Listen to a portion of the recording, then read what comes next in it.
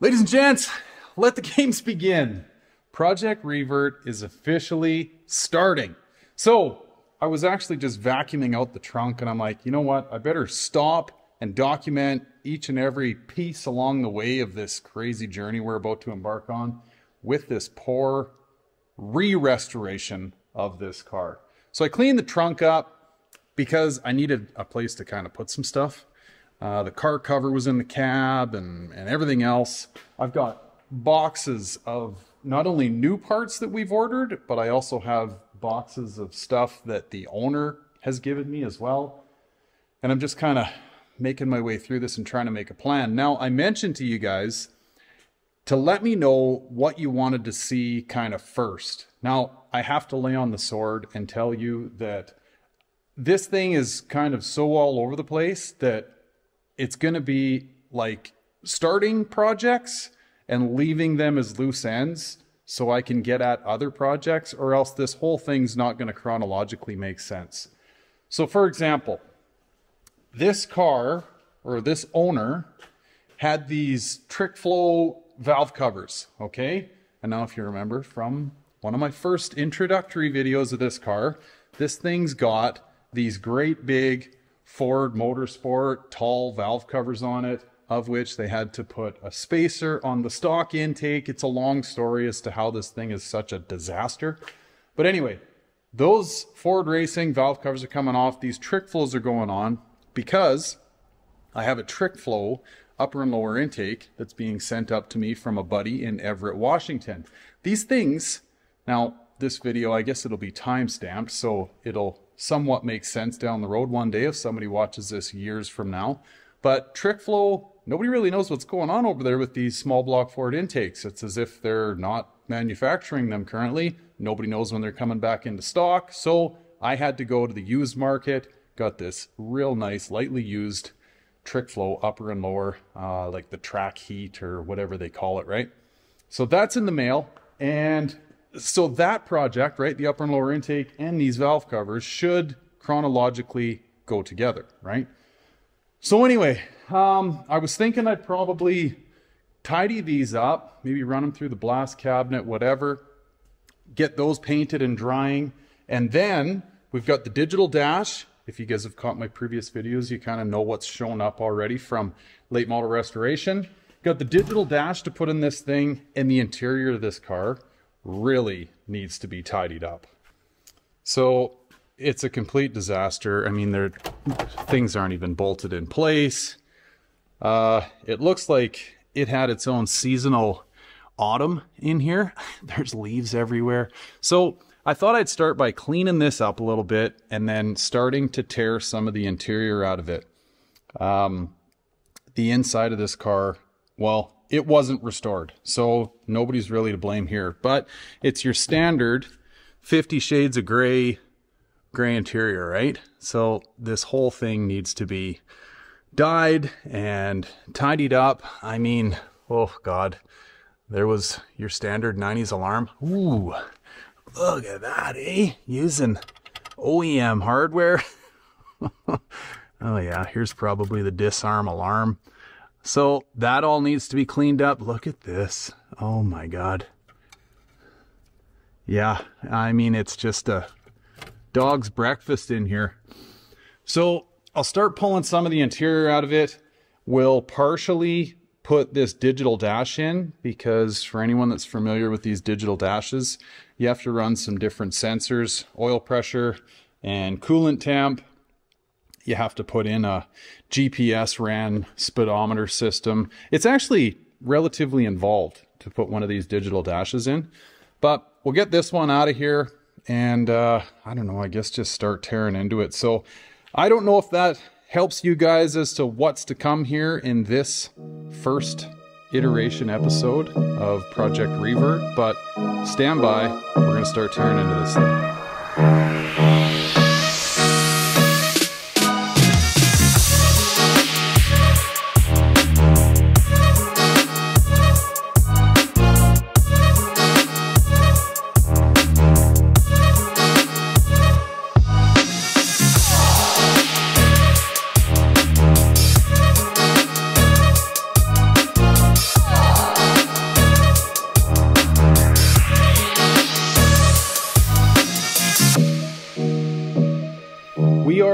freshly painted.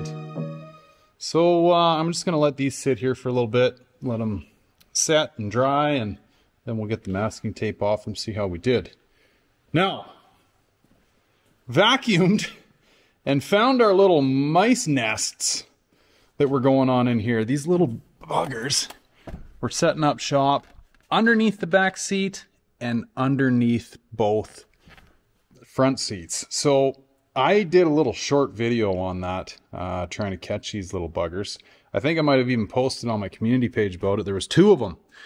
And I don't know how well set up they were in there because the nests weren't as intense as I've seen, but they were definitely starting to settle in, so not good. Anyway, we've got a, I don't know, half decent vacuum on the go here, and I think this thing is worthy of working on now.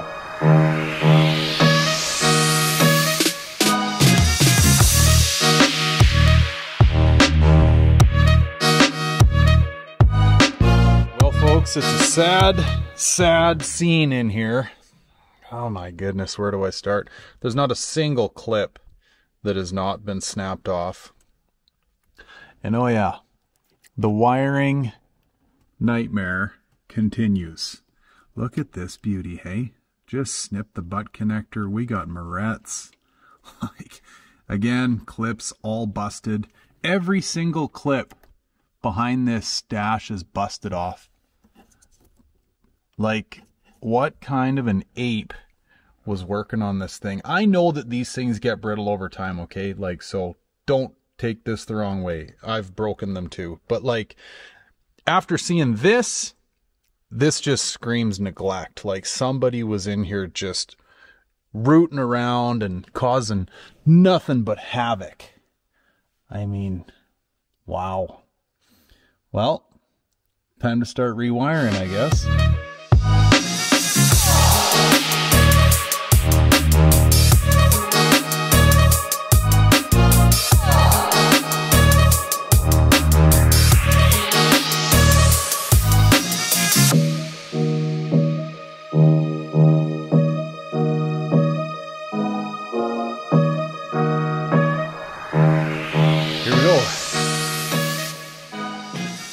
Okay, so this portion of the alarm is now removed. And then, oh, right, before I forget, I referenced this bolt that was kind of holding the dash in earlier. Well, it wouldn't come out, and so I figured it was just kind of stuck in the clip. Well, as it turns out, somebody took a wood screw and ran a nut just to, I don't know, feel like they did something on a weekend one day. I don't know what the hell went on there. Anyway, I kind of time-lapsed you through that. I hope that was all right. You know, a lot of cursing going on there. So just to explain what I did, I unpinned these wires from the ignition here and put some heat shrink tube down them, right? All this stuff had alarm wires hung off of it and soldered into it. So that's been fixed. Actually, this guy here, jeepers, it just never ends with this wiring debacle. So there's still a little horsing around here to do, and I don't want to bore you guys to tears here because every wiring situation is a little different, right? And I don't know that there's anything really to be learned here. I thought mentioning, you know, how you could unpin these might help you guys out there. If you're dealing with this, just get yourself a pick, you know, something like this, and you can pull these wires out of the connector and run some heat shrink tube down them and seal them up so they're not shorting out on you or whatever, right? Yeah, there's this one and this one I did. This guy, yeah, I still got to figure out what's going on there and where he goes and yeah, why he's butt connected like that. But now I'm going to pull this center console out and try and figure out what's going on in behind here because that looks like a little bit of a mystery. This stuff's all been tended to now. The morettes are removed. And then once we get that out, hopefully we can start dropping this dash in here and get some progress going there. All right, I'm actually picking this up on the next day after getting myself into this wiring debacle. that I was not expecting to get myself into. However, here we are. Since then, we have had some deliveries. Check this out. I'm not going to open this box quite yet. I'm going to wait for the owner because he is quite excited to see what's inside of it. Also, the outfit we got these from want you to record a video while you're opening, right? To confirm that what you got is what you bought. So, gotta hang tight for that. I got another box here of odds and ends because, as everyone knows, this car is just full of loose ends. And actually, this bad boy showed up too from my new buddy, Damien, in Everett, Washington. A very lightly used trick flow intake that has actually been ported by Mr. T. Moss too. And what a guy, right? Throws in the extra upper to lower gaskets and true Foxbody community royalty right there, folks. So I've got everything laid out here on my camping table for the install of this digital dash. So what we're going to do is obviously follow the instructions. I've also had a quick look at Landon's video on LMR's YouTube page just to give myself a kind of high level as to what I'm getting myself into. But we're going to start running the sensors and then ultimately get into wiring this Dakota Digital brain. Okay, so oil pressure sensor is out. Here's our stock one, right? We're going to do away with this and the wire that ultimately attaches to this stud. And we're going to this digital one. And we also get a harness for it. We also need to, you get a whole host of adapters to adapt this sensor to whatever block it is that you're going into. And so you got to figure out which one's going to work for your situation. I believe I found mine, which should be this guy, correct? Yep. So we got to thread seal these up. And one more thing, I guess you could probably do away with this extension if you really wanted to. One less connection in the whole grand scheme of things to leak. But anyway, up to you. So seal those joints up and we'll get this oil pressure sensor in the block. Okay, so I ultimately opted for doing away with the extension there off the block and just kind of tightened everything up a little bit. Now I still have to pull the old wire up and into the harness. I'm not going to cut it off or anything. I'm just going to tape it up in the harness. But we can now take our supplied connector, plug it in, and then I'll probably just leave it hanging down here and grab it from the top side once I've got the car lowered down. There we go. And we'll get it all tucked away and hidden nicely. Okay, next step. We got to get the speedometer cable out of here. So this guy right here, we're going to back that bolt out and pull the speedometer cable out of the sensor. We're ultimately going to put the sensor back in there, but the cable is being removed. One quick thing to note before you go to put your speedometer gear sensor back in the transmission is there is an aluminum plug that's supplied in the kit that is going to fill the hole where your speedometer cable used to be. One thing to note in this whole situation is there is a rubber O-ring in here. Make sure that's in there and not stuck on the end of your speedometer cable, or you could have a leak. Right, so we're back on the ground and I'm faced with a bit of a dilemma. So the next logical step in this process would be to remove our coolant temp sensor from the lower intake right here and put the Dakota Digital one in it. However, this lower intake, and upper for that matter, is coming off and getting replaced with that trick flow. And this video is supposed to be about a Dakota Digital dash, yet I sit here going, should I just pull the upper and lower right now? Then I look at it and go, well, this AC compressor's coming off. It's getting changed. I got to do a wiring harness cleanup and tidy. And I also need to loom and tuck these wires all the way that come from the new sensor and run them into the firewall. And then I need to wire them into the Dakota Digital brain. So this is one of those crossroads where you're like, does the current project pause? And do we move to the other myriad of things that need to be done to this car? I don't know. It's a tough call. I think what I'll probably do is I'll leave the oil pressure sensor where it sits right now, the wiring. I will not put in the coolant temp sensor, and I won't bother looming or putting those away for the time being, or running them through the firewall. And we'll move on, just to keep this somewhat about a Dakota Digital dash install. We'll move into the interior and start splicing and dicing into the harness here so we can wire up that Dakota Digital brain and get this thing lit up.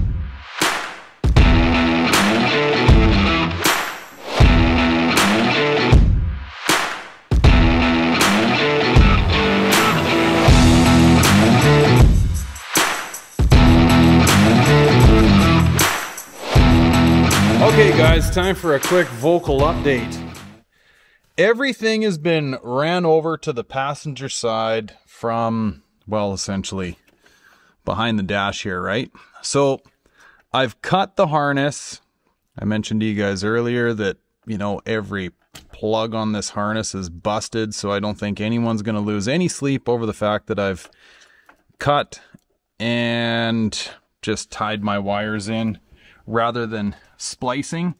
And one other thing, I mean, I don't know, this is just something I do rather than leaving a bare wire behind here, is I just use a small piece of shrink tube and I heat it up on the wires I've cut so I don't have to worry about anything ever getting in there. So both sides have been trimmed, and you can see them behind here. I've loomed and ran my harness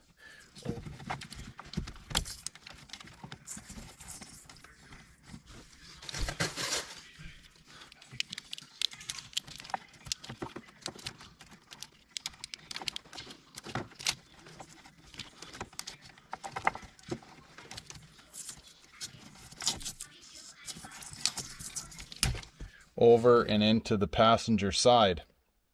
I have also ran, you've got to run a 12 volt power source and a ground. So I've ran both of those, and this is by no means rocket science, right? So find yourself a constant 12 volt power source. And then as for ground, all right, I'll show you here. I just tied in under the dash here, right, to that ground stud into the dash frame. So that's where I'm getting my ground from. What else? Oh, this here, you can't, I mean, really see it, but it is the bottom side of the switch. It's a three-way switch that controls the digital dash. So I've got it so you just kind of reach under here and push the buttons. I'll see if I can show you guys here. There she is. Right, so that's where I've ran my switch.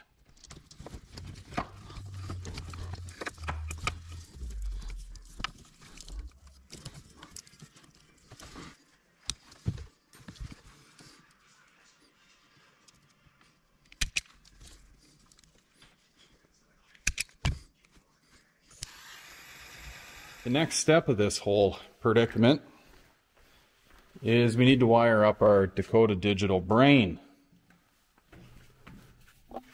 So this guy. And now this is pretty straightforward, right? I mean, they literally tell you where every single wire goes. So I'm going to sit here, I'm going to strip all my wires, I'm going to plug them in. It's just like wiring up an amp, right? Put the wires where they should go, and then I'm ultimately going to mount this guy behind the glove box and up. I think I might like zip tie it to the bottom side of this vent here.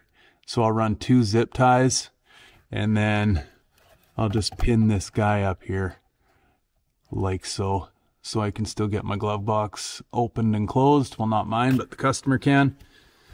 And should be out of the way. There might be some trial and error. I'll put the glove box back in and make sure it fits and everything, but that's the next step of this.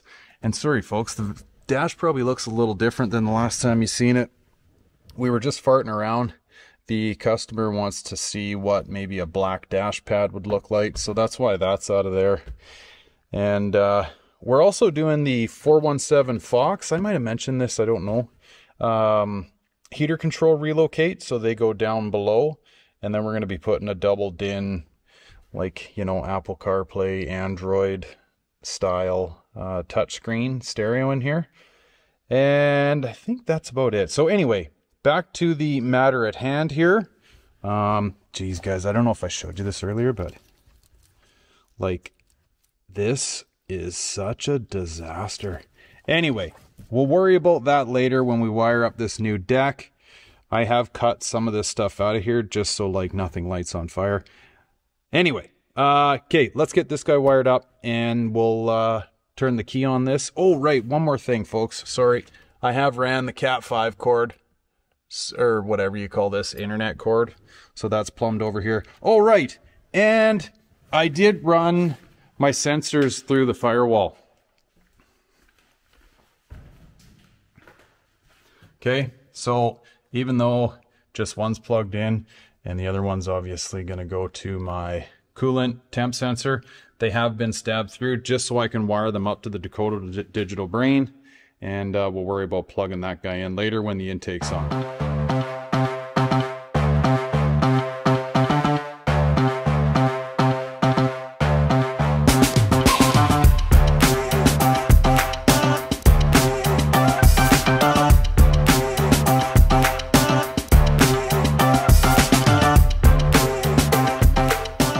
Plugged in, looks like a complete disaster right now, but I don't want to get too carried away with putting anything in its place until we test run this. But we're all plugged in. Now, one thing I wanted to point out is the wiring of the switch. I showed that to you guys. It's over by my hood release, the little two-way switch. They don't give you a lot of information on here or in the instructions. Now obviously we've got SW1, SW2, but the switch is 3 wires. So this red, green, and black. And I for the life of me can't figure out where the black wire goes, but I'm trying it on this adjust send position, because unless I miss something, and I've looked probably 4 or 5 times through the instructions and everything else, it doesn't give you a whole lot of information. So here, speed select switch input SW1, tack select switch input SW2, and then this adjust send that I threw the black wire in, night dimming adjustment input. I don't know. We're trying it there, and we'll see what happens. Worst case scenario, I'll give LMR a call and say, hey guys, you don't give much details on how to wire this switch up, or where to plug it in, really, is what they don't give any details on. So we are wired up and plugged in. I've got my cable plugged in on the back of the dash here too. So for the very first time, let's cycle the key and see what happens. Oh, we got a flash. There is supposed to be a little power light on this thing too. Status. Well, let's see what happens.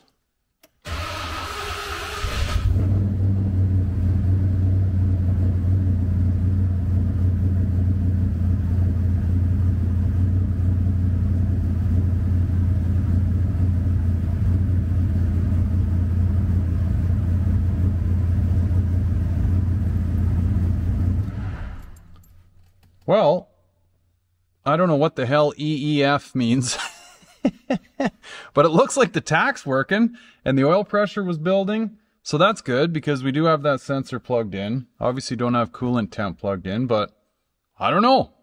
I guess that's maybe a win? I'll have to mess around here a little bit. Maybe play with those buttons. I know you got to set the fuel sending unit. It works off this whole ohms situation.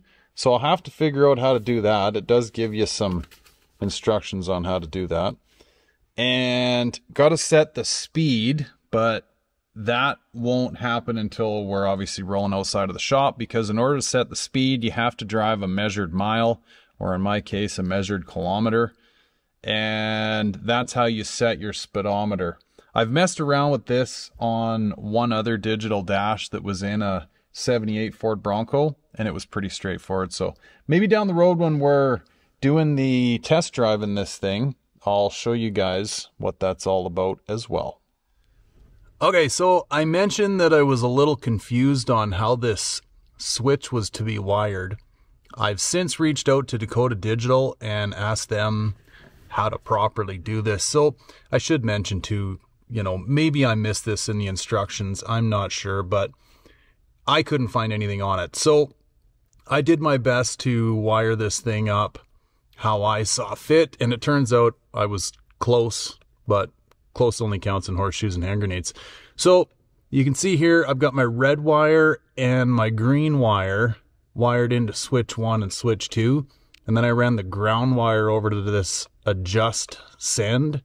Well, it turns out I was one off. You got to go to ADJ or adjust, whatever that is, negative. So just wanted to mention that. I'm sure there's going to be somebody else out there scratching their head over it. So you run your black wire into adjust negative. Your, what do I got here? Green wire on switch 1, red wire on switch 2.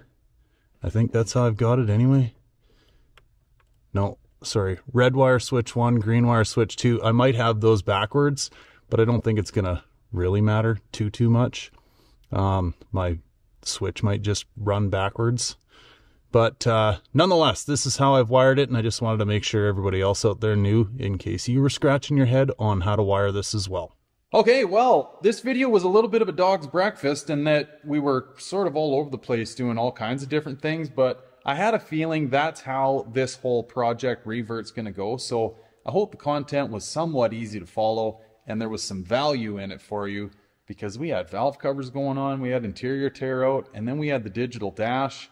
I mean, I don't even know what I'm going to call this video yet. Hopefully you guys find it out there in the great abyss of Foxbody content. At any rate, if you think this video helps somebody, guys, please send it along. That's why I do these videos, to try to give back and help the community. I hope you enjoyed it, and I'll catch you on the next one. Lots more content coming on Project Revert. You guys have seen the boxes, right? We got stuff everywhere. So stay tuned. I'll catch you on the next one. Take care. Bye for now.